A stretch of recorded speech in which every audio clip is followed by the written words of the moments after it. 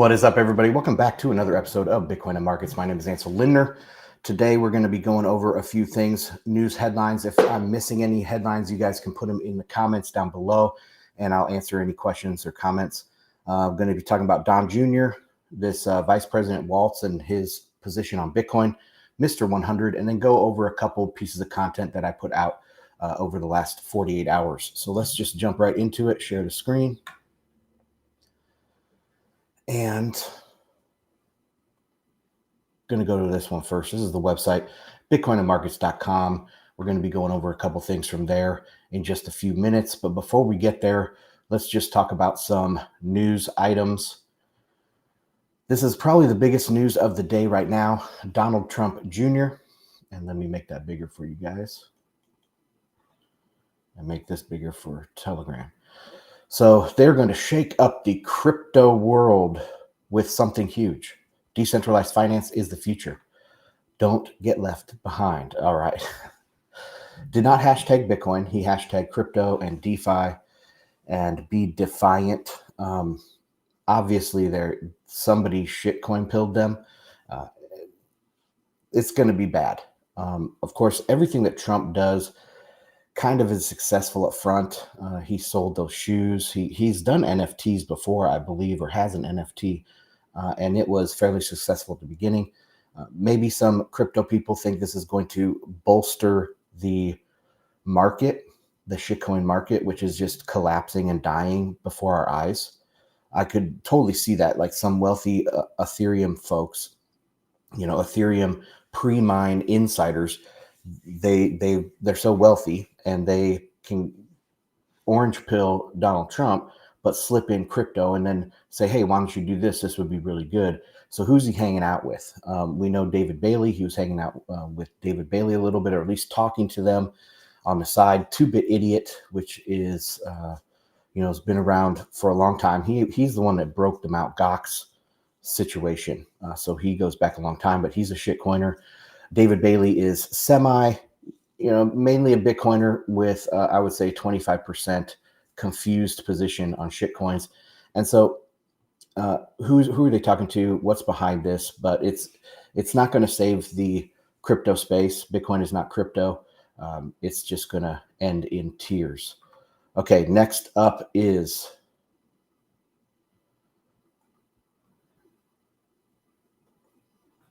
this Waltz. So Kamala Harris picked Tim Waltz as a VP pick, and people were scouring the internet to see if he had made any comments on Bitcoin.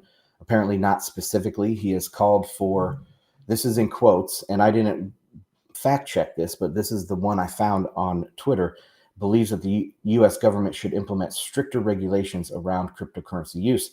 And I totally buy that because it fits right in with like Elizabeth Warren, other globalist Marxists that he is definitely in the club with. So anti-Bitcoin candidate here. He also doesn't support the idea of classifying crypto as a legal form of payment. So this is kind of bad news for Harris and Waltz. Good news for Trump.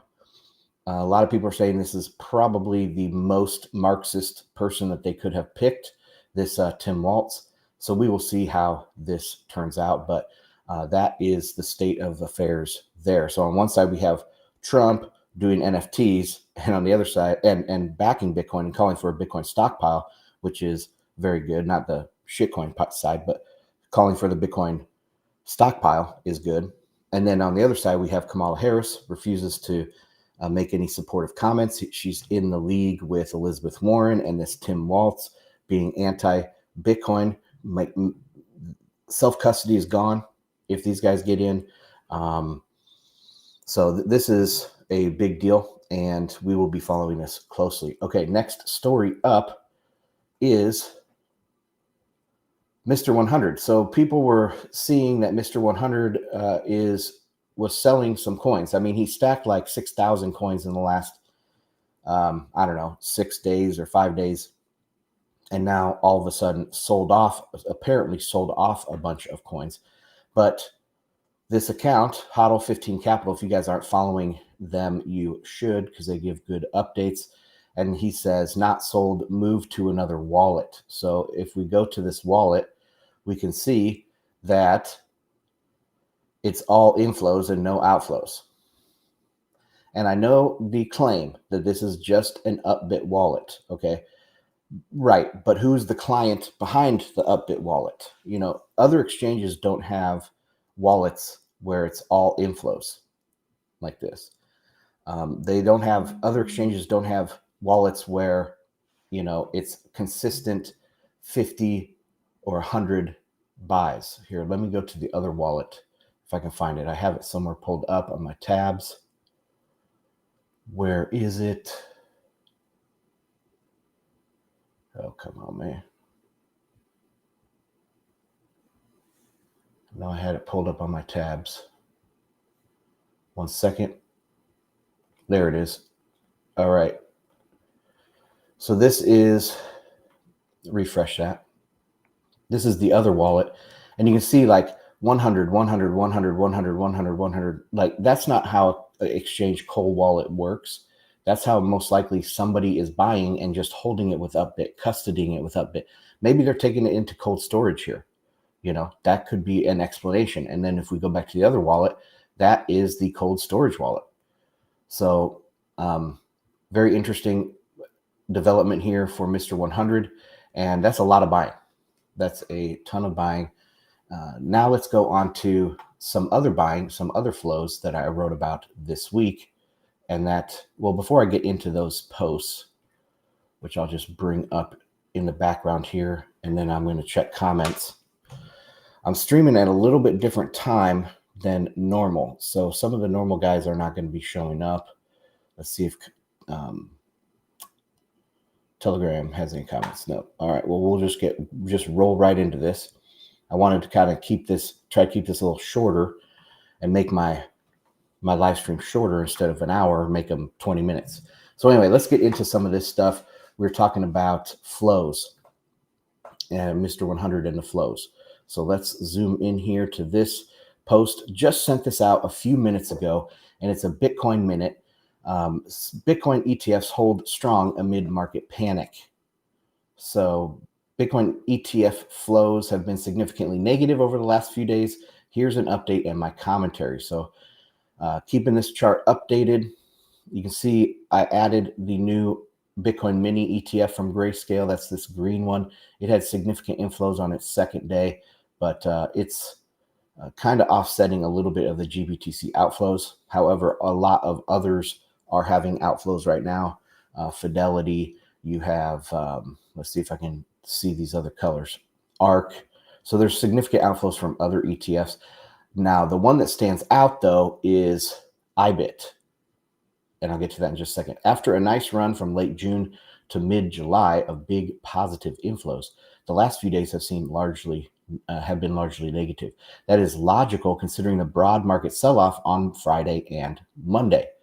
However, it's important to note that BlackRock's IBIT did not experience a single coin leaving their ETF during this period.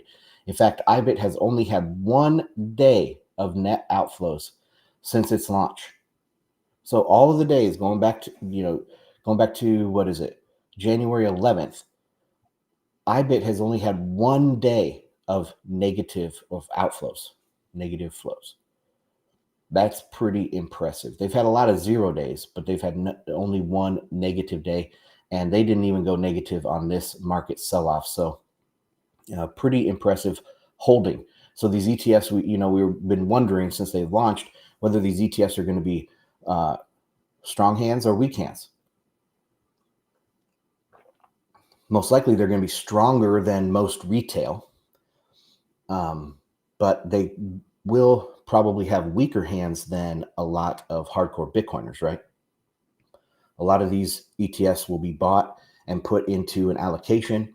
And then if the allocation goes down, like let's say they put a 2% allocation in something, and we've seen, was it Millennium or some hedge fund put $2 billion in at a 2% allocation, something like that. And if that price goes down and they check their allocations quarterly, they're going to have to buy more shares because it's probably down below 2%. Maybe not, depending on how the market has done in general. But if Bitcoin goes up and it becomes 3-4% of their portfolio, they would sell it down to 2%. So there's going to be rebalancing effects at end of quarter. So we should be aware of that going forward at end of quarter time, how people are rebalanced, especially like in January. I think that will be a big deal. The first, few days of trading in January, we will see lots of rebalancing from these hedge funds, especially if Bitcoin has gone on a big rally, say by the end of the year. There's going to be a lot of reallocations and probably selling of the ETF. So that will be an interesting time to watch. And of course, I'll be covering it. When examining total flows versus price, there's a striking decoupling from fundamentals. Despite total flows hitting new record highs, the price failed to make new highs. In fact, the price began to dip in late July, even as inflows continued. So if we look at this one, what I'm saying here is these inflows came in and we were hitting record highs, right? And then the price started turning over as we were hitting new record highs for cumulative flows into the ETFs. And now it's really decoupled, come down, even though this is pretty much right at the all-time highs. So that's the decoupling of fundamentals that I'm talking about. The German dumping of 50,000 BTC could explain this divergence, along with the Mt. Gox coins, which had primarily been held, but surely some leaked to the market. The Bitcoin ETF fundamentals remain strong and should be reflected in the price. I am watching the flows relative to the broader market panic, and it has been a good sign that BlackRock did not sell any during the panic we just lived through. This suggests we might see Bitcoin's performance decouple from the broader economy as it solidifies its safe haven status. In summary, Bitcoin ETFs are strong and suggest much better fundamentals than the current price indicates. In the coming weeks, these fundamentals should start to be represented in price as we regain our footing and push back towards all-time highs. All right. Ethereum flows.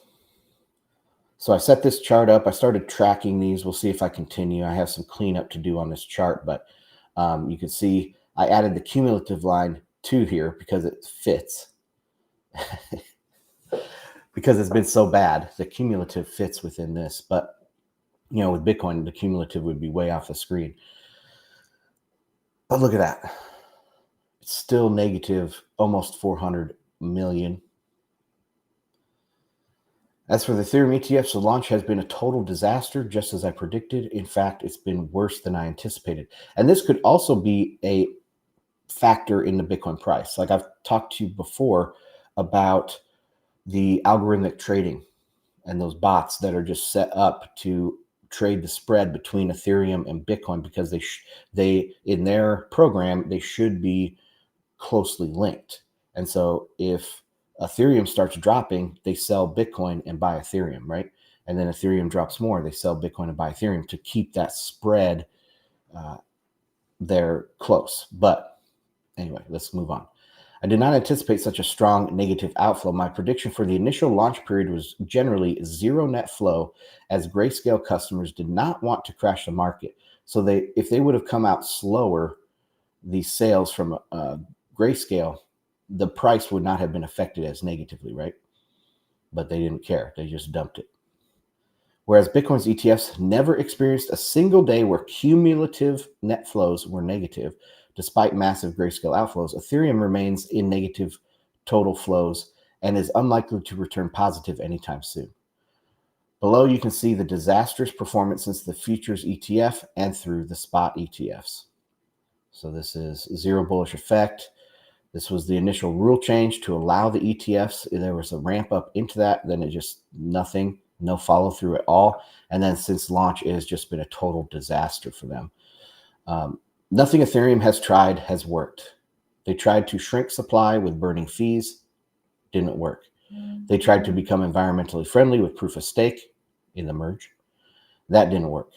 They completed the transition to proof of stake with the Shanghai fork, allowing stake withdrawal, but that didn't work either.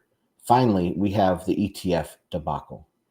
You can see all of these. I put this out yesterday on Twitter and Telegram, but you can see fee burn started here, kind of a little bit of a excitement from that, big sell off afterwards. Merge, a little excitement for the merge, and it's sell off. Shanghai fork, less. Futures ETF, even less.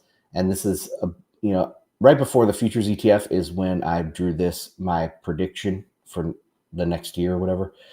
And it was working really well until, the SEC flip-flops. Because Biden is worried that Trump is courting the crypto vote. And so they flip-flop on Ethereum ETF and it gets accepted.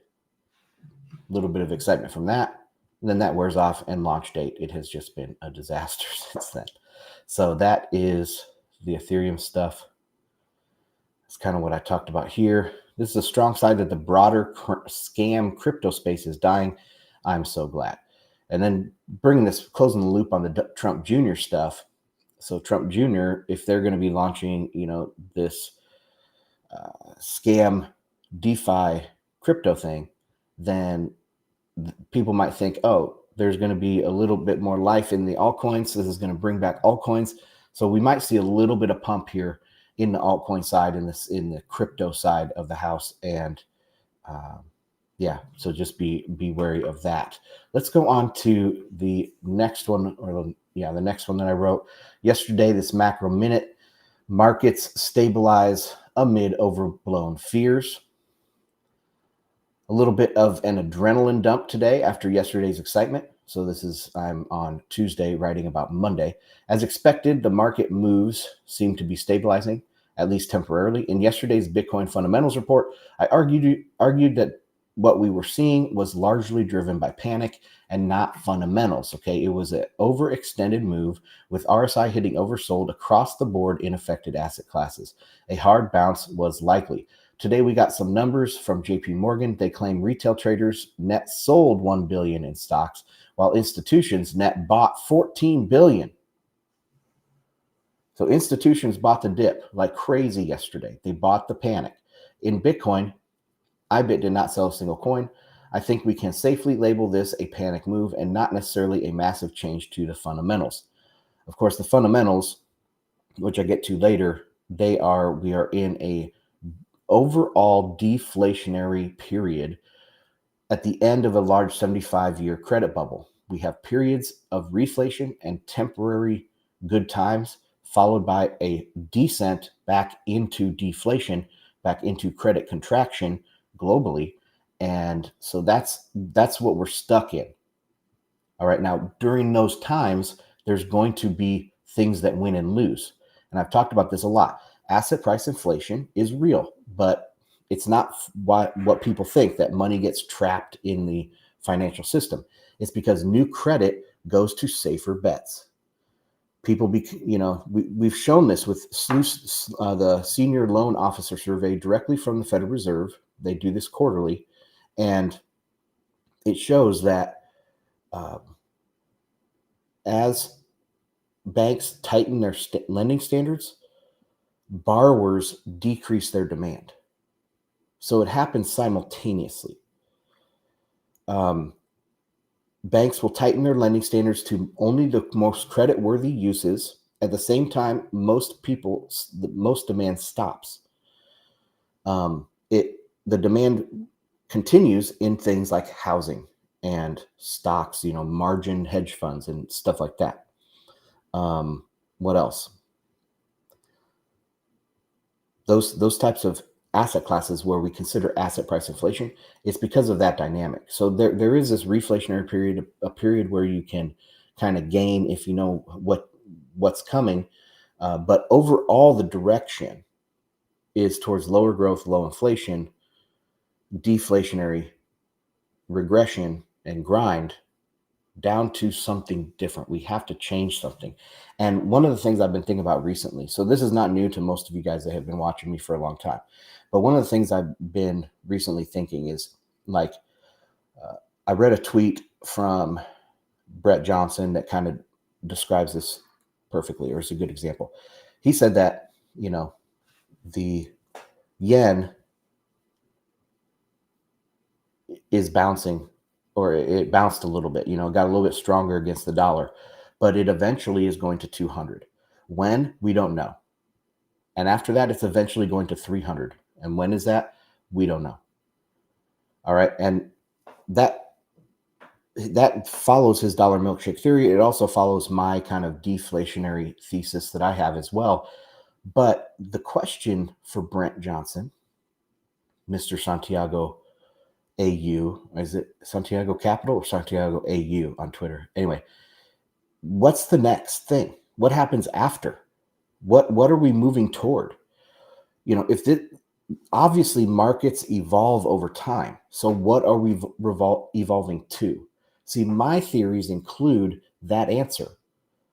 My theories include that we are evolving back towards commodity money.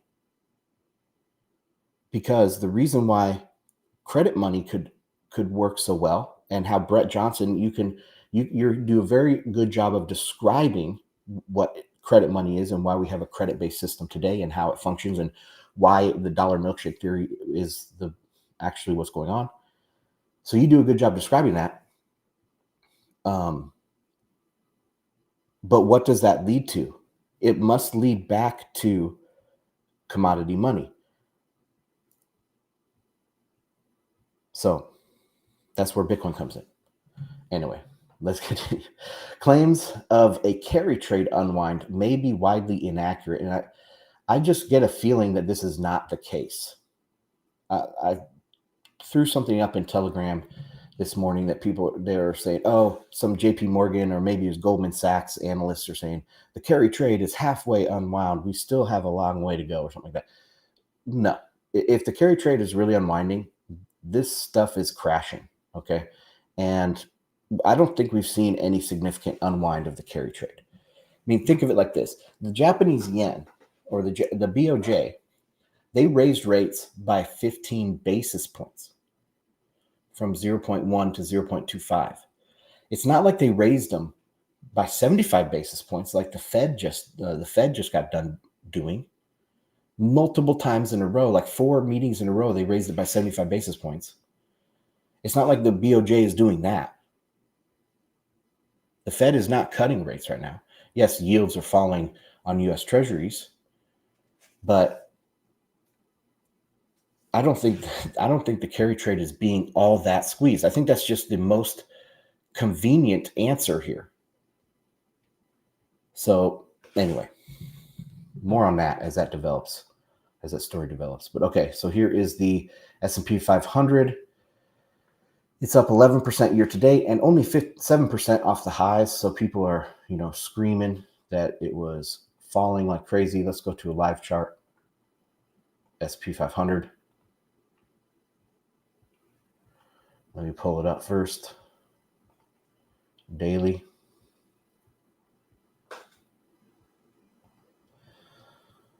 And we are down on the day, but not significantly. We're still within this kind of this ascending recovery. We'll see where this ends up. My next line of like resistance up to the upside would be something like here below this. So we'll see if it can get up there over the next couple days. But let's go back to what we're reading here. So what did I say about? I didn't say anything about S&P 500. We are not out of the woods yet. The Nikkei is approaching a 50% retrace of the sell-off, likely with heavy government support. I wouldn't be surprised if we learned the Federal Reserve was involved in extending emergency loans to the BOJ to prop up markets. Interestingly, the JPY has not bounced, and this morning remains at 144 to the dollar. All right, let's go check on those things on the live chart. So switch back here. We're going to go to, sorry that I'm moving so fast here, but we got to pull this up. Nikkei. So it almost got to the retrace, the 61.8 retrace, but not quite. But it is over 50% or across the 50% on the recovery today. And I mean, you don't expect the recovery to happen as fast as the crash. So it might take a week or two to get back more in line. And now let's take a look at the JPY and see if it has recovered at all. Okay, we got a little bit of a bounce here today, up to 147. We'll also see how that develops. Switch back to my post. I wouldn't be surprised if we learn, okay, we talked about that. Japan's economy is in a tougher place than the US economy. They are aging rapidly, so losing productive middle-aged workers, and the workforce is shrinking. They are also the most highly indebted government relative to GDP. While the US market will likely recover to all-time highs relatively quickly, Japan could be facing another generational high in the stock market. All right, so there is the Nikkei, and notice here oversold significantly with a pretty significant bounce there. That was as of yesterday. Other markets are also oversold. The US 10-year Treasury is bouncing after yields collapsed over the last week. So here's US 10-year bouncing on a nice oversold. And we didn't take a look at that, but we'll do that in just a second. The same goes for the 2-year. These moves are so overdone. I expect this to be putting in a significant low in yields, not to be beat for the next couple of months. So this low is going to stand for the next couple of months. This could be further supported by a significant rate cut by the Fed in September. I also included the TD sequential indicator, which shows the 2-year bottoming on a red 9, which adds more power to this bounce. So let's take a look at the 2-year. Very, very oversold at hitting 12 on the daily RSI. We could see a lower close and a bullish divergence here. That would seal the deal for going up higher. But this end of the bottom of this wick is probably a low for the next couple months. I don't think it will be surpassed. And let's take a look at those live charts. So we have the 10-year right here, making a nice second recovery day in a row, almost up to 4%. So see, this bounce is happening off of that oversold condition. Let's go to the 2-year. Probably a messy chart, but let's bring it up. And it is also recovering, but less so than the 10-year. But it is still having a green day. We'll see how this develops. All right, it's only been a couple days. Share this tab. Okay, the 2-month timeline takes us into October, aligning with the tail end of a seasonal Q3 effect and just before the election. So this is going to be a really interesting time to watch mid-October. I'm calling it right now. Somewhere in mid to late October, we're going to see something else happen because this market is not going to recover long term. I mean, it could recover, and going into Q4, like I say, in October to November, we could see some major market moves. Bitcoin also hit oversold on this move at the 360-day moving average and the bottom of the megaphone. So here we have the 365-day moving average, bottom of the megaphone, and the 50, 200-day cross, oversold. Also, Bitcoin tends to rally into the 50, 200-day death cross and sink into the bull cross or the golden cross. So in conclusion, this move was driven by panic and pushed markets deeply oversold. That's the key word, oversold. Most assets will recover, however. The background fundamental deterioration remains the same. This wasn't the big one, but there is a building deflationary impulse coming and a harsh recession. Now, does that hit in our Q3 timing? There's a lot of seasonality around end of Q3, so that would be from mid-September to mid-October, that end of Q3 period.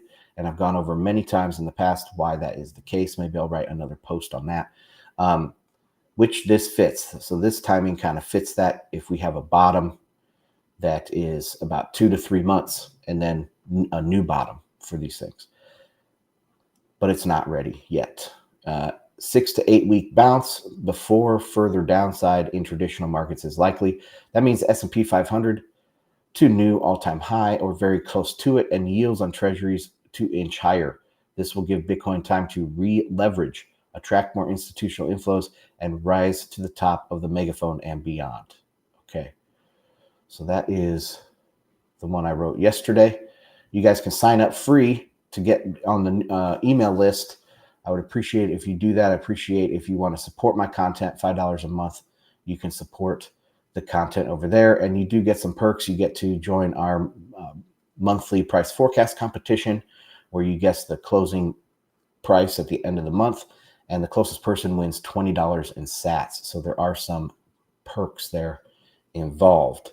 Let's go to see if there's any questions. Dex Invictus is here. What's up? Do you have any questions, comments, concerns, Dex, that I did not cover? Any news items you saw today? Checking in with Telegram as well. Give that a couple seconds. 145 people watching. What's up? Most of you are probably on Twitter. Jump over to the YouTube and the Rumble and subscribe over there. Comment over there. Appreciate that. I'm trying to grow the YouTube at least to get it monetized. About, what was it, 3 years ago, I got my YouTube channel completely deleted because I mentioned something about a Brazilian politician, and it just instantly deleted during the stream. Pretty crazy, but trying to build those subscribers back up. So I'd appreciate it if you guys jump over there. Those links are in my pinned tweet. All right, I'm not seeing any other questions or comments coming through, so I'm going to call it a day there, guys. Thanks for joining me. See you on Friday. Bye.